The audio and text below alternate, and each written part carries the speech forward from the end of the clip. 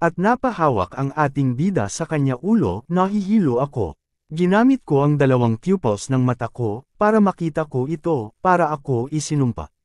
Maya-maya ay pumikit ang ating bida at nagkonsentrasyon ito, at nakita niya ang liwanag paitaas na may libro at binasa niya kanyang isipan ang nilalaman ng libro.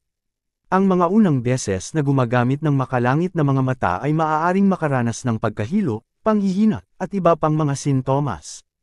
Ang kakayahan sa pananaw ay limitado sa isang hanay na 20 metro, ang paghahanay ay nag-uugnay sa pisikal na fitness ng gumagamit. Pero at least namulat ko na ang makalangit kong mga mata, at nailigtas ko ang Dragon King. At habang napapikit pa rin ang ating bida, hindi nito namalayan na lumabas galing sa paliligo si Sun Menjia ang assistant ni Miss Lin. Bigla napadilat ang ating bida at nagulat din ang babae. Nagtataka ito kung bakit nasa labas ng shower room ang ating bida. Nagkatinginan ito, at pautal na sabi ng ating bida, "Sun, oh no, tapos ka na maligo. Anong ginagawa mo dito?" Sagot ng babae. What a coincidence. Naghahanap ako ng makakain. Sagot ng ating bida na nahihiya ito, at napahawak sa ulo. Naghahanap ka ng pagkain sa loob ng bathroom. Gulat na sabi ng babae. Hindi alam ng ating bida kung ano ang tamang sasabihin. Nakakahinala ka, sabihin mo sa akin anong masama ginawa mo. Pasigan ito at gigil na nagpapadyak ang babae. Wala akong ginawa, sagot ng ating bida. Pagtaas ng paa ng babae ay na-off balance ito. Pabaksak na ito ng masalaw ng ating bida. Mabuti na salo agad kita, sabi ng ating bida, habang ang babae ay nakayakap at napatitig ito sa ating bida. Ang puti mo, sabi ng ating bida sa babae. Ikaw, sagot ng babae na nainis at bigla sinakal ang ating bida. Ouch, di ako makahinga, sagot ng ating bida. At binitiwan naman agad ito na parang galit, wala kang pakialam sa itsura ko. Akala mo siguro hindi kita kaya patulan, sabi ng babae. Ouch! Ouch! Ouch! Sobrang sakit naman, sabi ng ating bida habang hawak ang leeg nito. At padabog umalis ang babae pabalibag nito sinara ang pinto. Naiwan ang ating bida sa comfort room. Ang babaeng yung ay talagang isang first-class assassin, at handa pumatay kahit saan lugar. Pababay pang Aizanenyas ang kamay nito. Samantala sa certain hotel sa Jiangzhou City, makikita sa isang room ang isang lalaki na galit, habang naghuhubad ito ng jacket. Damn it, hindi nila sinabi sa akin na si Lin Jingji na yan, ay may kasama mahusay na bodyguard. Failed ang mission ko, sa susunod hindi ko na siya bibigyan ng magandang pagkakataon. Gigil na sabi ng lalaki. Maya-maya ay may kumatok. Lumingon ang lalaki at inihanda ang hawak na baril. Lumapit ito sa pinto habang nakahanda ang baril nito. Sino yan? Tanong ng lalaki. Good evening sir. I'm a hotel staff member. Dinala ko po ang free midnight snacks ninyo, sabi ng nasa kabilang pinto. At habang nagsasalita ang nagpanggap na hotel staff ay dinampot nito ang bote ng red wine. At pagbukas lalaki hanggal ang pinto, ay bigla pinukpok ito sa ulo ng nagpanggap na hotel staff. Nabigla ang lalaki at duguan ito. Pero hindi ito napuruhan, at lumingon ito tinignan ng matalim kung sino ang pumukpok ng bote ng alak sa kanyang ulo. Isang babae pulis at nakadamit ng hotel staff, nakatutok sa hanggal na lalaki ang hawak nitong baril. Hao Xiaoqiang, you're under arrest. Itinutok mabuti ng babaeng pulis sa ulo ang hawak nitong baril. So galing ka sa palasyo ng Underworld. Hindi ka mukhang taga Underworld Palace, magandang babae, sabi ng lalaki hanggal. Sumagot ang kasama ng babaeng pulis na naka-hotel staff din ang suot nito anong uri ng tao ang nagmumukhang isang taga-underworld na palasyo. Ganyan ba itsura ko? Ito ay si Captain Gufeng. Underworld Palace Special Operations Team. Ikaw, kayo ay, sigaw ng lalaki hanggal. Bagamat kami ay tinatawag sa palasyo sa ilalim ng mundo, ang aming layunin ay protektahan ang integridad ng bansa at sangkatauhan. Hao Xiaoqiang, nakagawa ka ng mga krimen sa 35 na bansa. Jiangzhou ay nasa ilalim ng aking jurisdiction. At gusto mo pang tumakas? Sagot ng lalaki si Captain Gufeng. At pinusesan ito ng babaeng pulis. Inaamin ko, ang pagkatalo ko, sabi ng lalaking hanggal na nakayuko. Ngunit bago pa ma-lock ang posos ay tinabig ito ay bigla inikot ang babaeng pulis at napunta ito sa harap niya at sinakal ito sa leeg, habang hawak ang isang kamay na may hawak na baril. Nabigla ang babae sa bilis ng pangyayari. Sumigaw ito, pero ayoko pumunta na lang sa madilim at walang pag-asa mong palasyo sa ilalim ng mundo. At bigla pinutok ang baril, na hawak ng babae, tinamaan sa balikat ang si Captain Gufeng, na nabigla rin sa pangyayari. Parang hindi naman ganun kagaling ang Special Operations Team Captain Gufeng ng Underworld Palace, sabi ng Hangul. Captain, sigaw ng babaeng pulis. Iniinda nito ang sakit at napaluhod si Captain Gufeng habang hawak ang balikat na nataman ng baril. Tumingin ito habang nakaluhod at sinabi, "Hayop ka, Hao Xiaoqiang, kung lalaki ka, bitawan mo siya." Ngunit tumawa lang ang Hangul na lalaki na parang nang osar pa ito. "Bitawan, hihihi." Muli ay sinakal ng Hangul na lalaki ang babaeng pulis, habang isang kamay ay may hawak na baril. "Gusto mo patunayan ko na totoo lalaki ako?" Sabi nito nang nakangisi. "Ikaw," sabi ni Captain Gufeng. Gigil nito, at tinutukan ito ng baril ng Hangul na lalaki. "Pero hindi mo na ito makikita. Papatayin muna kita at paliligayahin ko ang sarili ko."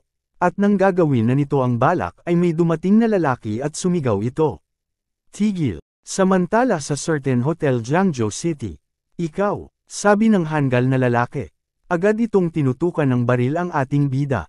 "Hindi mo ba ini-expect na magkikita tayo ng mas maaga?" Sabi ng ating bida. "Damn it," sigaw ng Hangul na lalaki. "Salamat sa tracking spell, at madali ko nakita ang lalaking ito." Bulong ng ating bida sa kanyang isipan. "Naparito ka ba para mamatay?" At itinutok nito ang baril, habang sakal ang babaeng pulis. "Pues ihahatid na kita ngayon." At bigla pinaputok ang baril sa ating bida, ngunit mabilis itong umiwas sa bala, ang ating bida. Ang bilis niya na iwasan ang bala, bulong ng lalaking Hangul na nagulat. "Huwag kang lalapit. Sino ka?" Sigaw ng Hangul na lalaki, itunutok nito ang baril sa babaeng pulis na hawak niya. "Hindi mo na kailangan malaman kung sino ako. Sabihin mo sa akin kung sino ang nag-utos sa iyo para patayin si Lin Jingji." Sabi ng ating bida. "Kahit na ako ay si Hao Xiaoqiang, ako ay isang mamamatay tao sa loob ng maraming taon, mayroon pa rin akong ilang propesyonal na etika. Hindi ko sasabihin sa iyo," sigaw ng lalaki Hangul sa ating bida. Habang mahigpit na sinasakal ang babae na nakadiin ang hawak na baril sa sentido ng babae. "Then tignan natin kung ang iyong bunganga ay mas matigas kaysa sa iyong mga buto." At ikinilos nito ang kanyang kamao. Simbilis ng liwanag at hanging bigla nitong sinuntok ang Hangul na lalaki sa mukha, tumilapon itong pahadjes at nabitiwan nito ang babae. Duguan na bumaksak ito at walang malay, "Hindi ko alam kung patay na." Lumapit ang ating bida sa pulis na babae at inaalalayan ito. "Ayos ka lang ba, miss?" Sabi ng ating bida. Tumingin ang babae pulis at, "Ayos lang ako, salamat." Tumingin ang babae kay Gufeng. "Captain," tawag nito. Tinignan ng ating bida ang parteng tinamaan ng bala kay Captain Gu. Mabuti at hindi tumama ang bala ng baril sa vital point, bigla bumigkas ng ritual ang ating bida, inilagay ang hintutulo nito at lumiwanag ito at itinapat ito sa parteng nasugatan, ikawalong direksyon ng banal na sugo, natural kong ipinatawag ang utos ng anteng-anteng na kayamanang ng espiritu, at ipahayag sa siyam na langit.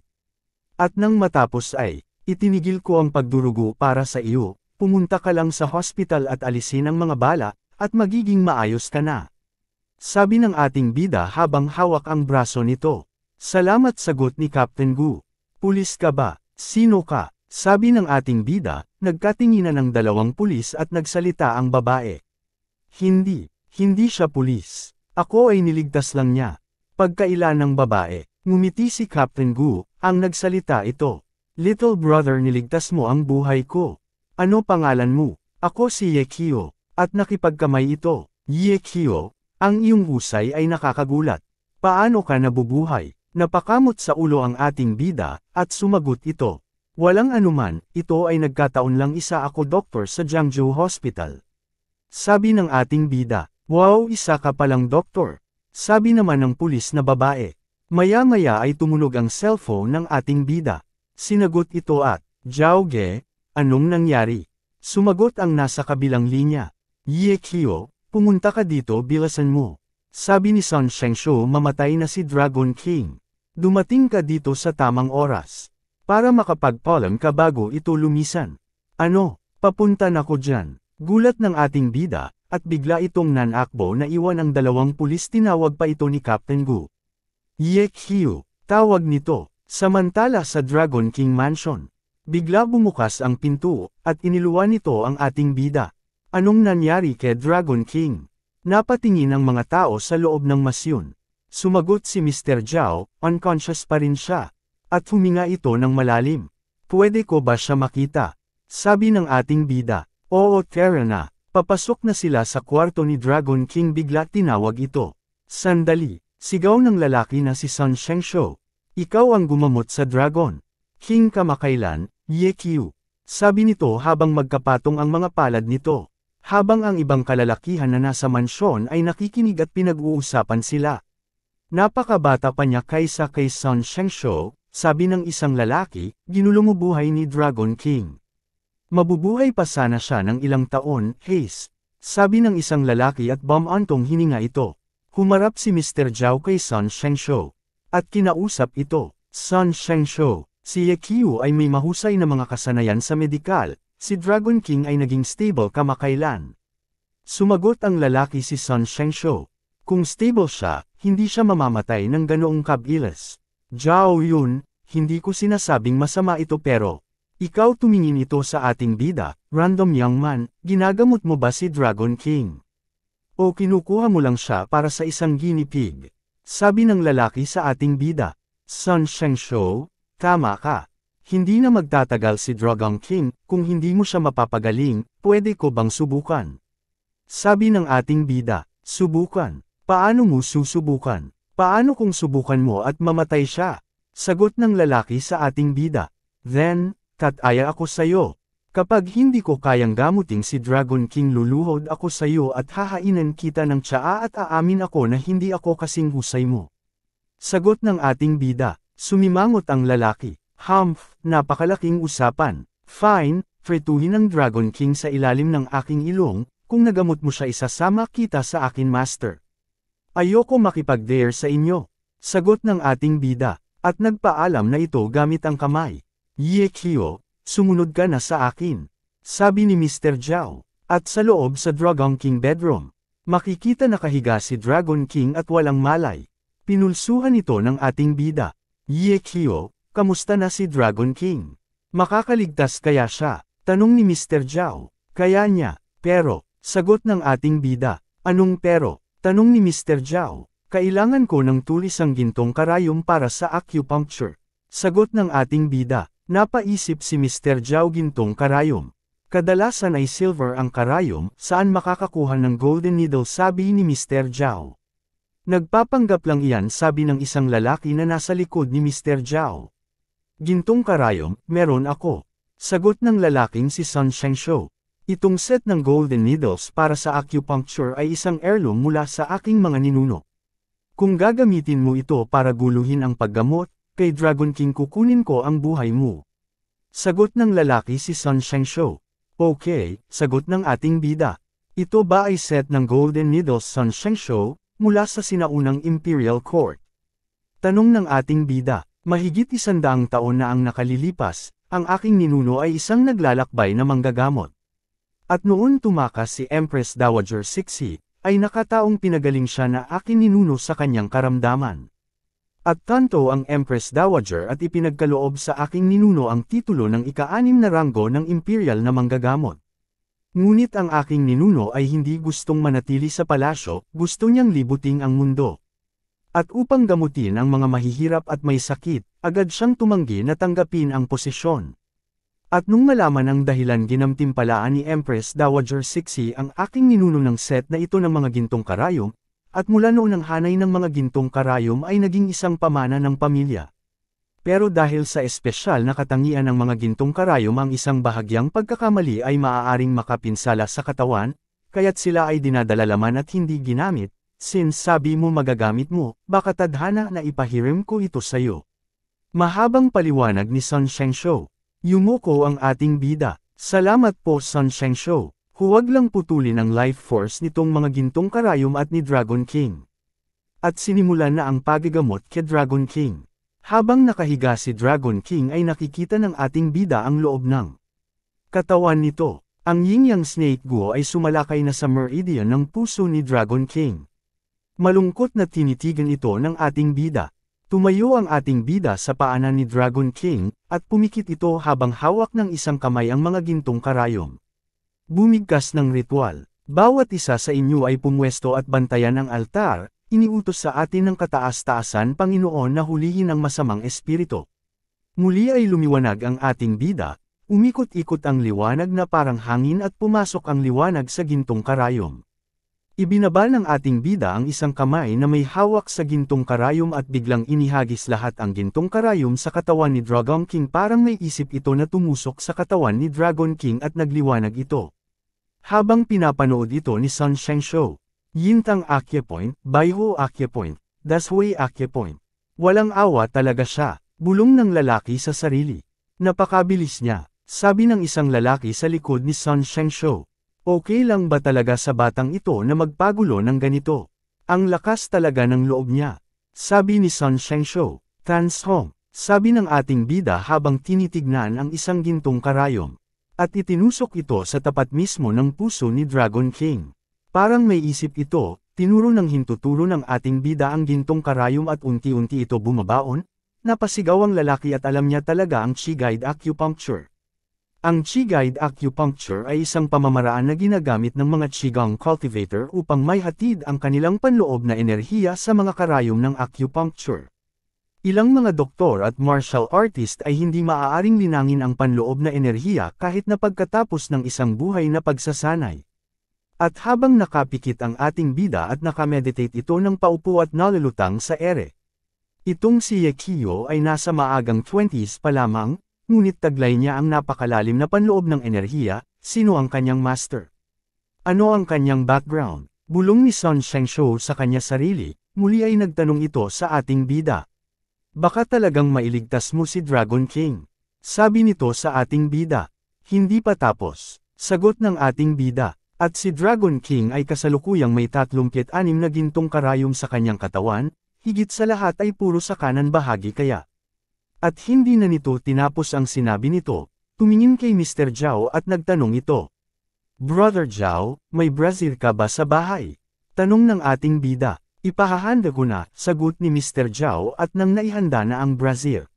Tumayo ang ating bida sa gilid ng kama, next pipilitin kong palabasan ang glowworm.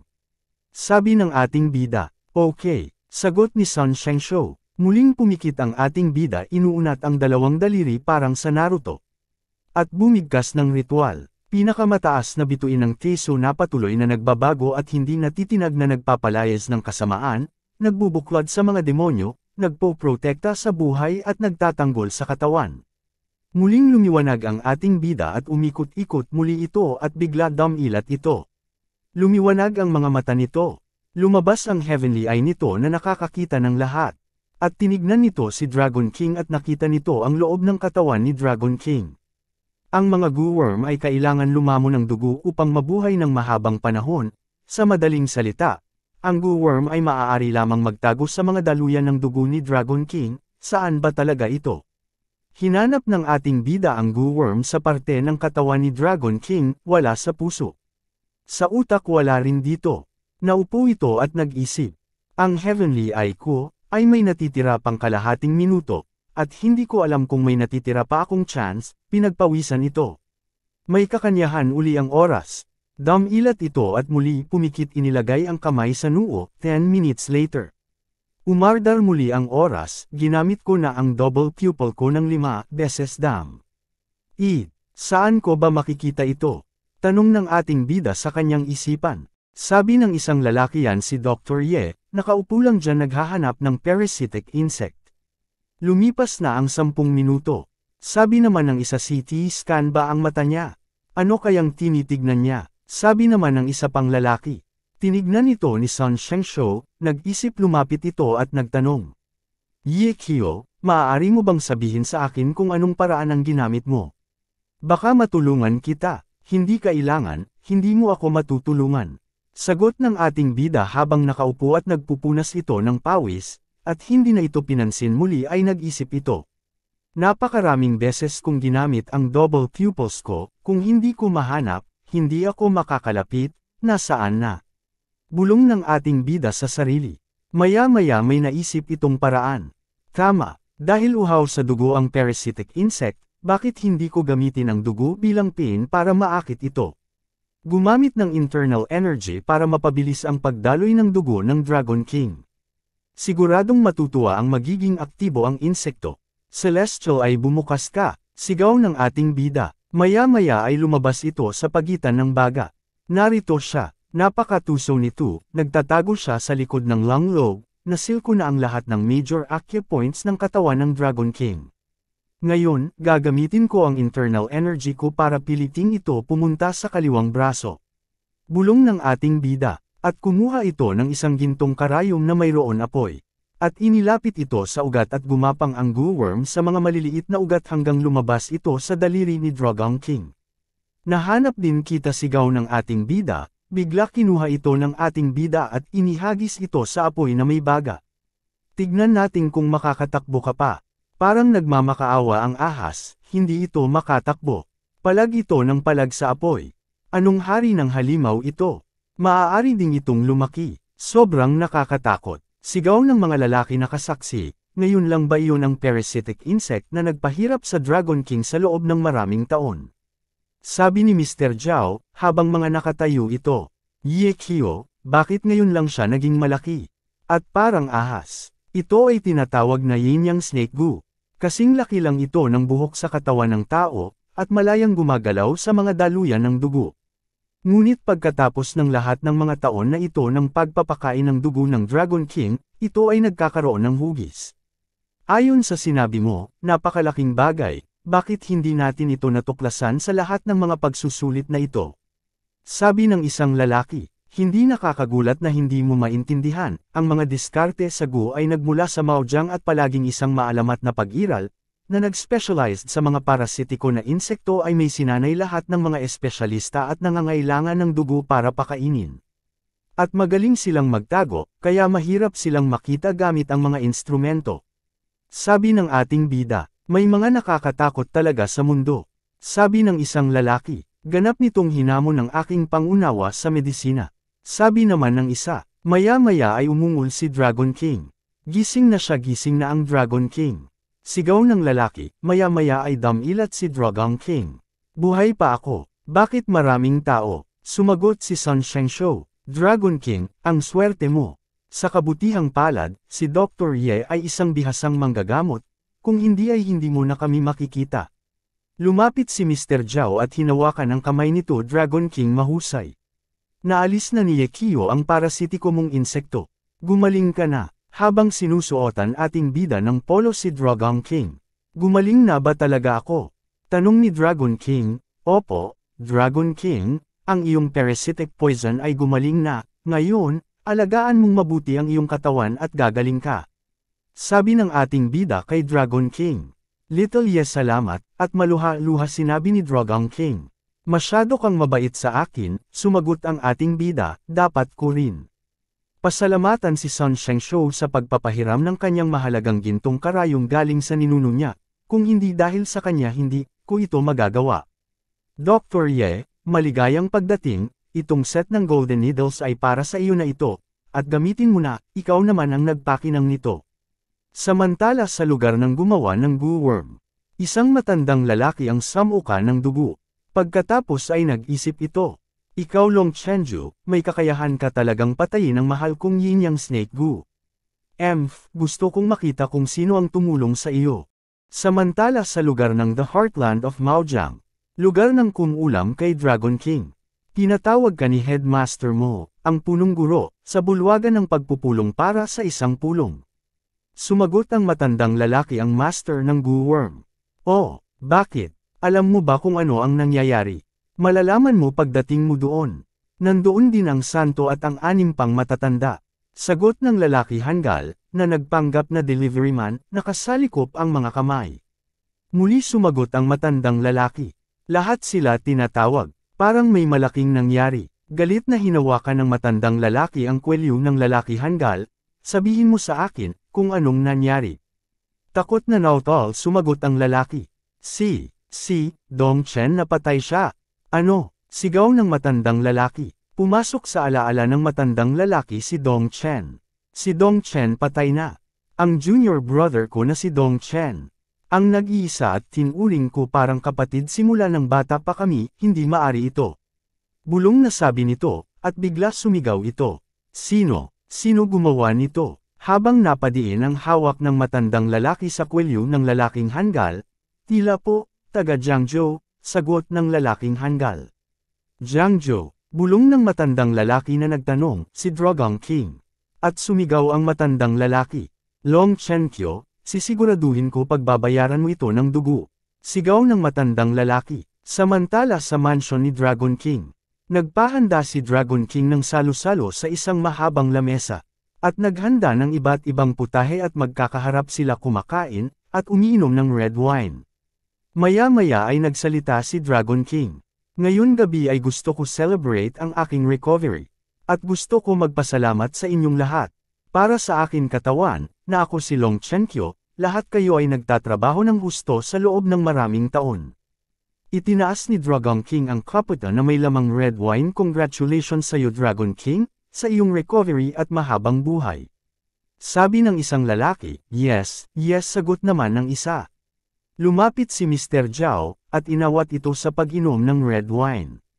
Dragon King, ang iyong katawan ay hindi pa pwede masayaran ng alkohol. Napatigil si Dragon King, at tumingin sa ating bida na parang humihingi ito sa klolo, dahil hindi ito nakainom ng red wine.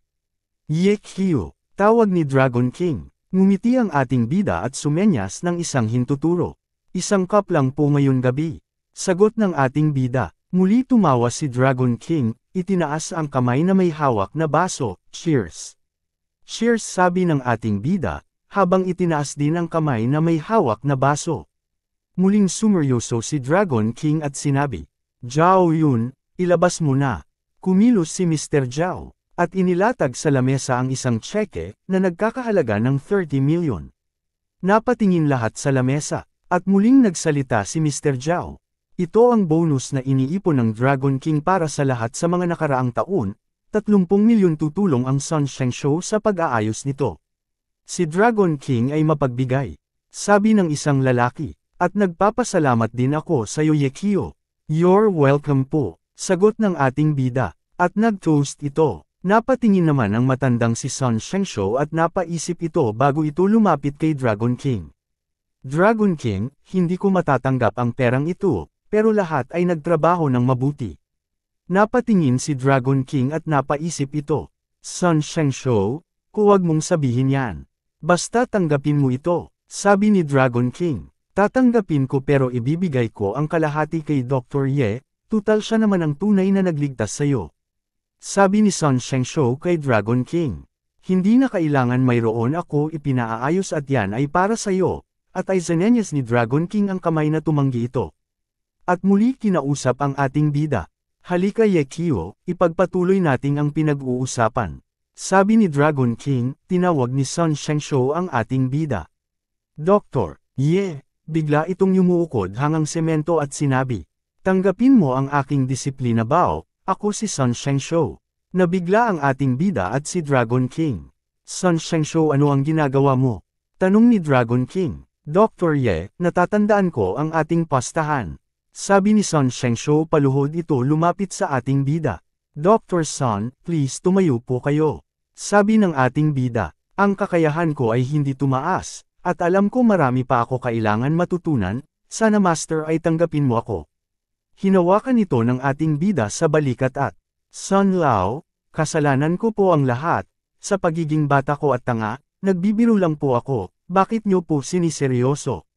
Sagot ng ating bida, tumangala ang lalaki. Kahit kailan ay hindi ako marunong magbiro, pakiusap tanggapin mo ang aking regalo sa paghingi ko ng tawad. Sabi ni Sun Shengshou, pero ito po ay isang set ng golden needles na ginagamit ninyo. At ito ay pamana ng inyong angkan. Sabi ng ating bida, ang gintong karayom ang lifesavers ito ay hindi ko na magagamit, at ito ay binibigay ko na sayo. Sabi ni Sun Shengshou, napakamot ang ating bida. Ito ay, sabi ng ating bida, pinagpawisan ito na parang hindi makapaniwala. Ye Kyo, may connection pa kayo ni Old Sun. Tanggapin mo na lang siya. Kung hindi, baka hindi siya tumayo. Sabi ni Dragon King na nakangiti. Sige po, ngumiti ang ating bida. Congratulations, congratulations, congratulations, congratulations, sabi ng mga kasama ng ating bida. Hello guys, kung nagustuhan nyo ang video ito, huwag nyo po kalimutan mag-subscribe, pindutin nyo na rin ang notification bell, para lagi kayo update pag may bago akong upload. Like and share nyo na din. Maraming salamat po.